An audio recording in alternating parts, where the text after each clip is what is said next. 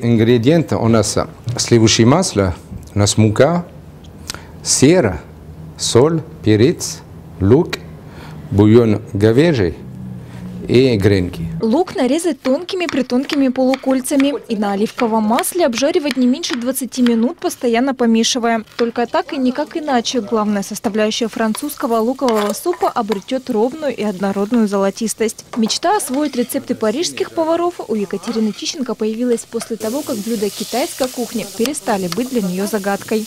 Я очень люблю готовить, потому что на самом деле у меня семья 3 человек, и в основном это у меня все мальчики, которые любят покушать.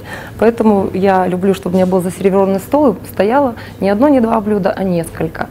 Поэтому я стараюсь, если честно, покупать литературы побольше и люблю что-то добавлять свое, экспериментировать, одним словом.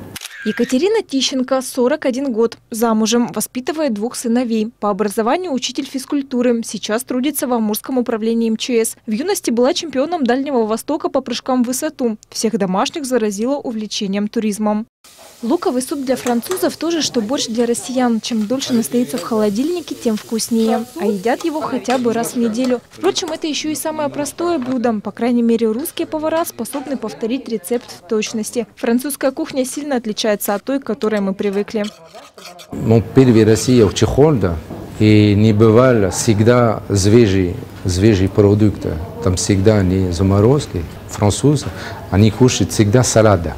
Овощной, просто зелень, салат. Они всегда кушают сыр, там козы, камамбер. Потом каждый вечер они кушают суп, это обязательно.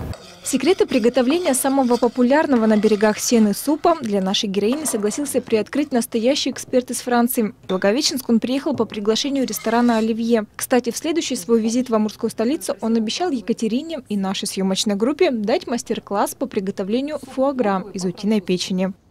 Мария Селезнева, Сергей Селезнев. Программа «Город».